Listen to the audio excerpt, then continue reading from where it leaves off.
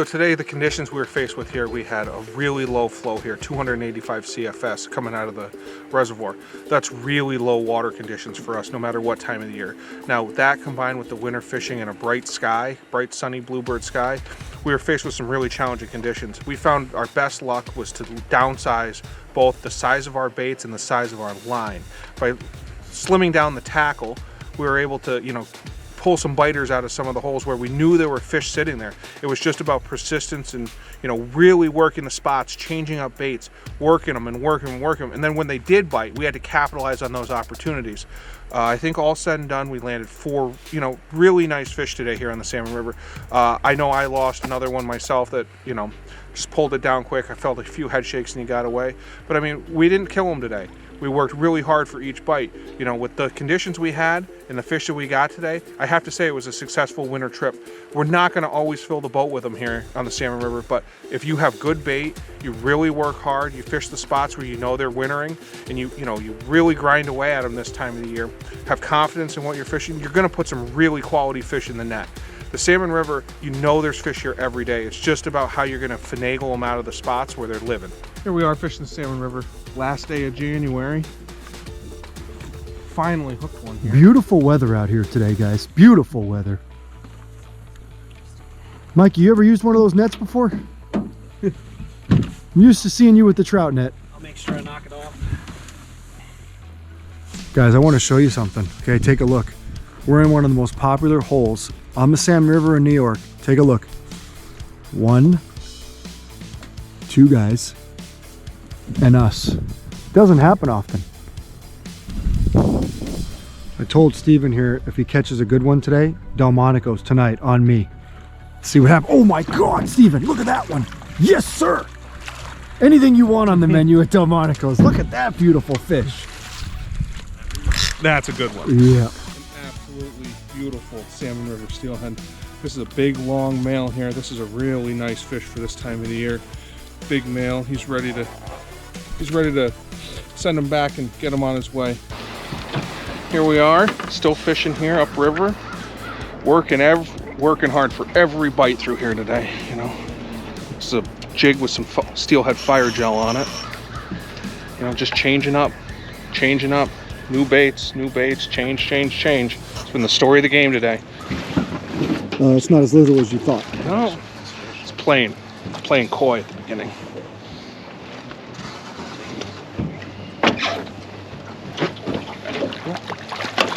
Wrapped up bad there. Oh yeah, got him. Here's a beautiful Salmon River Steelhead here fishing midwinter. This is a beautiful hen. She fell to some Steelhead fire gel, coated on a jig. Wintertime fishing on the Salmon River in upstate New York, a popular bait that I like to utilize both by myself and when I'm guiding, are marabou jigs. So these are 3 of my favorite jigs to run on the Salmon River in the wintertime. All 3 of these are 1 32nd ounce. All 3 of these jigs come from Great Lakes Steelhead Company. And the white, the olive with the black, and the all black. So those 3 jigs are all popular, fishing the deep, slow holes in the wintertime. Now, how do I rig these up?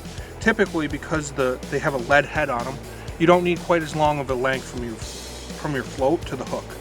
Because of the weight, the jig is going to fish suspended vertically under the bobber.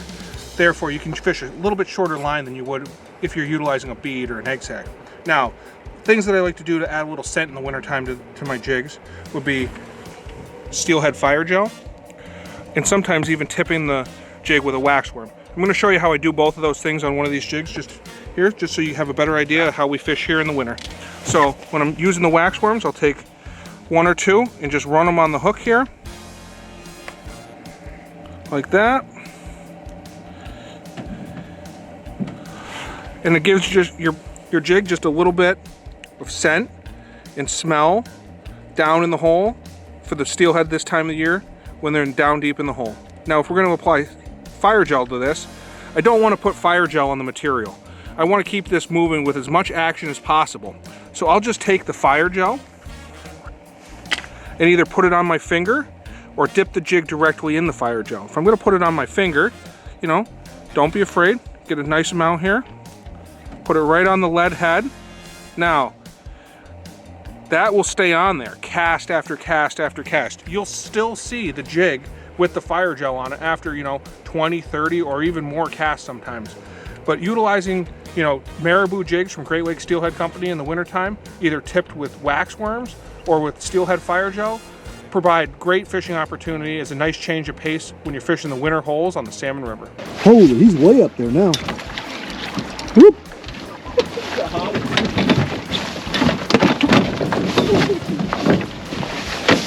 Got him. That's what I call quick work. Hey, Chief, I eat, the fish eat.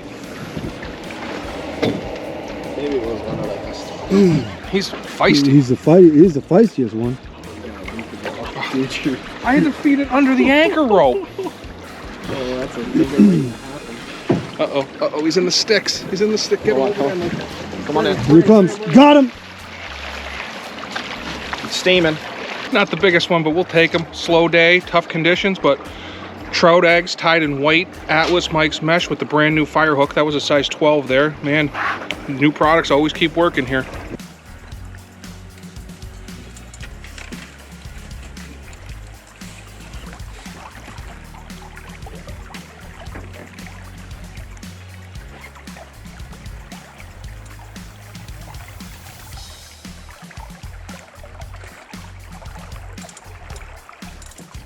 Oh God. Got him. That is a fish. Dude, first take. Are you kidding me? Little guy, but hey. Hey, you know what? The bobber went bobber down, baby. This guy does not want to come in, huh?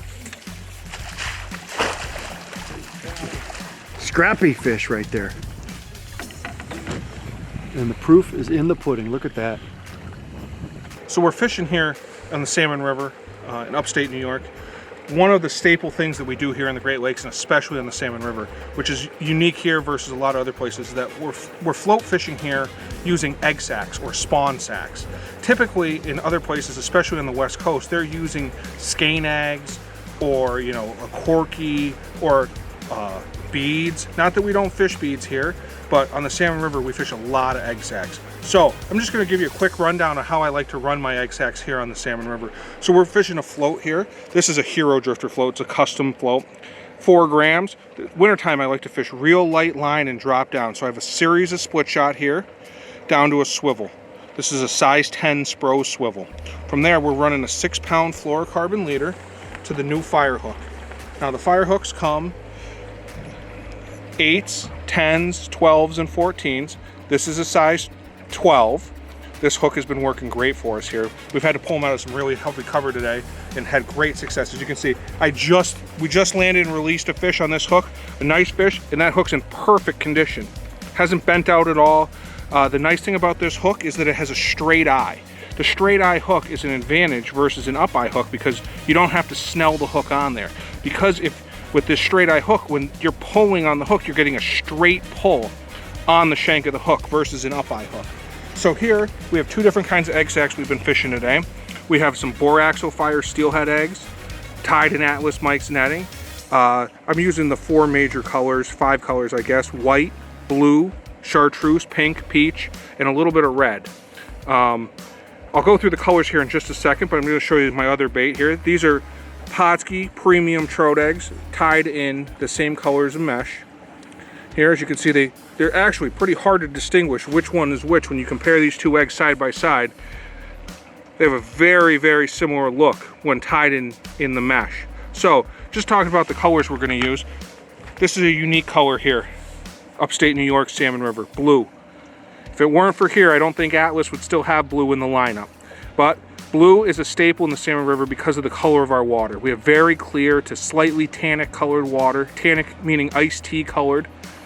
The blue really stands out to our fish here and is a staple color. No angler should fish the Salmon River without carrying blue egg sacs. So today we've used blue, white, chartreuse, pink, peach, and red. The fish I just landed was actually on a red egg sac. A lot of times just changing the color of your egg sac after you've hooked a few fish in a hole can produce you an extra fish or 2. Running a red egg sac is something that's not all that common here in the Salmon River. It's something I like to do just as a change up. Mikey had caught 2 or 3 fish here in a row on white egg sacs. So I thought, let's change it up. Let's go for a red. And just a few casts, we took a really nice, you know, beautiful purple hen on a red egg sac. That one was actually on the trout eggs, but I can't complain. Put a really nice fish in the boat. So I'm just going to show you quick how we hook these egg sacs on there. So we'll take a blue. So this is a very common question I get asked, and people ask, how do you hook the egg sac? It seems pretty simple. It's actually something I see. A lot of people like to hook the egg sac right under the knot here. The problem, if you hook it under this knot, which is, we're using miracle thread or magic thread from Atlas, if you hook it under that knot, that thread is so strong when tied like this, you actually can't get the egg sac off if you want to change. So instead, I actually flip the egg sac over. I'll run the hook through just the mesh, trying to not pop the egg, so I keep a nice round egg sac, keep that round profile so it looks like eggs, to keep the fish interested in the round bait. So now, when I'm done fishing this color, if I want to change up, or I've caught a fish or missed a fish or lost a fish, when I want to change, all I do is I grab it by the knot and I just pull. And that way, when I'm pulling it off, I'm just pulling it through the mesh. I don't have to pull the hook through the knot. That makes it a lot quicker and easier, so that we can change up and try a new color to run through the hole to see if you can catch yourself another one. Mikey is on. Dude, he's jumping like Oh, jeez, look at this thing, is hot. got a blue fin. This thing is hot. Is it an egg sac or something else? Yeah, egg sac. Size 12 fire hook. White egg sac Today's an egg sac kind of a day. with Shen's special top. We got him. We're almost there. Steven's ready for dinner. It's only 1 o'clock, I think. Not. Hey, listen, I'm gonna tell you guys something. We've been to Delmonico's 2 nights in a row. We may be going a third. I see Steven back there laughing. There he's back there laughing. We may go 3 in a row. Come on. You know what's good about this spot? Steven's famous worst. Prettiest spot on the Salmon River, and they're biting. Oh. No! No! Oh. For terminal tackle on the Salmon River in terms of rods and reels, I personally, when I'm targeting steelhead here in the wintertime, I like to fish a center pin. Now, the rod and reel setup that I'm going to use is this is my favorite setup. This is a custom built Lamiglass rod. This is an old certified pro 13-foot rod. And then the reel is a Paynes Falls DeMarco. This reel's handmade. It's one of my absolute favorite reels I fish.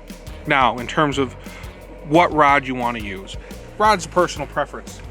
Typically on the Salmon River, we're fishing rods anywhere from 10 to 13 feet long. A lot of people ask, do we have to target these fish on center pins? No, we can use this center pin setup in terms of the float and the split shot pattern on a spinning rod, as well as a center pin.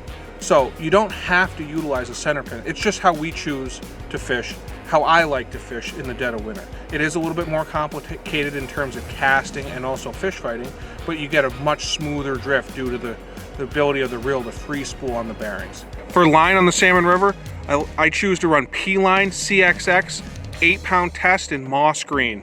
I find that this line allows me to fish with the line underneath the float without having to run a shot line. Because of the color of the line, I don't feel that it spooks the fish in the river. Now, we run below the swivel, we're gonna run 6-pound P-line fluorocarbon. You can run 6 or 8 depending on the conditions. You could drop down to as light as 4 in the dead of winter and really low flows, but you better be a pretty experienced angler to run real light line like that. I just told Mikey, sometimes you put on red You did, to actually. clean out an extra fish out of the hole. And guess what this one's on? Is it the red one? Atlas Red. You guys are really missing out on today's conversation on the boat. These guys are talking about using gold fire dye to make Atlas netting that's yellow. All this crazy stuff I didn't even know about. And guess what? We're on again. I like it. Oh, he's going in the tree. No, we gonna have to chase him or no? Oh, I'll pull him out of there, I hope. It's nice up here. Heater on. Guys, welcome to my office. Oh, yeah. I love it. We're gonna go chase this fish. There's a lot of structure down here. And he is a ways downtown. We have to thank Oswego County for the wonderful weather we have today. Just perfect. Welcome to upstate New York in the winter when it's beautiful and there's no snowstorm. Should be good there, Mikey. No lake effect. And we're closer to chasing this fish. Where is he now? He's right here off the tree, but I can get him around the branches better here. He's coming right now. Ready? Got him! I like it. Nice fish. Right there, Red Atlas Mike's netting. The new fire hook, a size 12, man. This fish gave us all we could handle pulling it through the timber. And this is a beautiful Salmon River Steelhead. We just took another beautiful fish here on the Salmon River. I just want to show you, another thing that's a staple bait here on the Salmon River for us. That's pink worms. We call them pink worms no matter what color they are. That gives you any indication, pink is our #1 color here. So I'm just going to show you two different rigging options here. These are the new fireworms from Pautzke.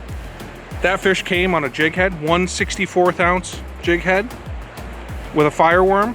Another rigging option is just to hook it wacky style. Now, you might ask, why the difference in how we rig these worms? Dead of winter, fishing the real slow holes, I find that this jig head gets down and it stays down in the strike zone. Now, when the water's warmer and the fish are pushed up into the riffled water, this wacky style worm is gonna let you fish some shallower, skinnier, riffled water, rigged like this. It'll float up off the bottom and stay suspended, halfway down the column, depending on how your shot pattern is. These two rigging techniques are both staples here for catching steelhead on the Salmon River in upstate New York. Never got to be first in my life. This might be the first steelhead landed on a new fireworm. We got a dandy on here. I seen him jump, and this one's gonna give me everything I got. It's gonna give me a run for my money. Oh, nice fish. Buck nasty. Woohoo! First one on the new fireworm. And look at that. First one on the new fireworm. Running a pink fireworm on a 64th ounce jig head. Fishing in the famous trestle pool on the Salmon River in upstate New York. So we've done a couple of these videos, and one question I'm often asked by people who view the videos is, do you guys fish beads on the Salmon River? We do, a lot. As you can see here, we fish a lot of different beads. My primary bead company that I like to go to is Great Lakes Steelhead Company. They make tons of different grade shades and sizes, anything from 6 to 16 mil. I prefer hard beads. I think that the buoyancy of the bead, the hard plastic, actually is more realistic to an egg. Now, I do find at times, after a couple years, I've found that shrimp fire gel really can turn on the bite. That's not to say that every day you have to cover the bead with gel, but I have found that, fishing nothing, and put on, shrimp fire gel, steelhead fire gel, anise fire gel, those typically are my 3 favorites, that throw it out, next cast, bang, get a fish. Now, when do we fish beads here on the Salmon River? Typically on the Salmon River, bead fishing is most effective when there's actively spawning fish. That could be a salmon, it could be a steelhead, or even a brown trout. When one of those fish is spawning and there's loose eggs in the system, the steelhead target in on single eggs. When they're keyed in on single eggs, the bead is a perfect imitation for those eggs. And when those eggs are free flowing through the river, the bead bite can be great. Now, when we're targeting fish on beads, typically we fish more of the riffled broken water where it's, the fish are moving to find the bait, versus this time of year, fishing in the winter, we're fishing those deep, slow holes where we find that, boraxofire eggs or trout eggs or jigs and waxworms all have more scent and movement than a bead, and typically, dead of winter, we find we fish those baits over beads. So when we're selecting the size of a bead, we try to match it to the water condition and also the fish that are spawning. When kings are spawning, we like to run 10 or even 12 millimeter beads. When the steelhead are spawning, we'll drop down the beads because the eggs are smaller. We'll typically fish 6 or 8 millimeter beads. Now, with all that being said, in real high water conditions, you can throw that out the window. When we're fishing flows, 1,000 CFS or higher, typically 10 millimeters the smallest will go. 10s, 12s, some guys are even dabbling in going bigger beads like they fish out west, 14, 12 or 14 millimeters. Now, the biggest thing with beads, just like any presentation, keep changing until you find what the fish want. The Salmon River, they can be really picky fish here, but when you can dial them in and pick out what they want, you get to have some success here. We're going to start by saying today is not our first episode filmed on the Salmon River. Matter of fact, it's probably not our 10th episode. We come here often because it's one of the most well-known places to steelhead fish in North America. It's one of the top 5 most heavily fished places, probably in the Great Lakes, and it's just an awesome place to be. It's beautiful, it's loaded with fish, and it's very so much enjoyed by bank anglers, by people waiting, and by drift boats all at the same time. It's a phenomenal resource created by New York State and a place we choose to visit often. Part of it is I pretty much grew up in upstate New York during the summer months. I'm a big Syracuse fan. I love coming back here. And we met Stephen Shen years ago, and we just enjoy being on the water with him. He's one of those guys that never gets mad as a guide. He doesn't yell at you. He's very, informative. He teaches you things, and he knows the water extremely well. Now, we had a great time with him out here today. Now, one of the things you're going to notice is there is kind of 2 days put into one here. The honest truth is, the first day we went, we hammered them. We got 6 good steelhead.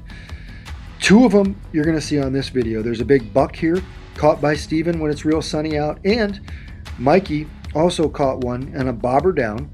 After that, the boys caught 4 more really good ones. We had a video done, and we went back to download the footage. Somehow, the files were gone from the GoPro. This isn't the first time it's happened. We have GoPro 5, 6, 7, 8, 9, 10. Every one of them malfunctions very often. Fortunately, Steven was willing to spend another day on the water to do it again, which is where the rest of this footage comes. You'll see drone footage on the day where it was sunny out. That's the first day that we never found the footage. The second day it was cloudy out. And ironically, it was kind of an interesting day for us. The reason why I say that is we had a boat packed with different things to try. Okay, we had the new fireworms, which we did catch fish on the pink fireworms. Mikey had a boatload of beads, just like Steven did. We didn't catch anything on beads either day. We only caught 1 fish on a jig that was coated in steelhead fire gel. Other than that, all of our fish came on egg sacks. All those egg sacks are done in Atlas Mike's netting with magic thread. And Steven did 2 different things. He used boraxifier cured single eggs, and he also used the new premium trout eggs. Those techniques proved to be successful for us on the Salmon River. Now, it doesn't matter who you are, you have to come to the Salmon River with an arsenal of different things that give you an opportunity to be successful. Do that just like we did, and you'll have a blast out here. Now remember, you're in Oswego County right now, 40 minutes north of Syracuse on the world-famous Salmon River, where the scenery is great and the opportunities to catch steelhead rivals that of anywhere in the Great Lakes.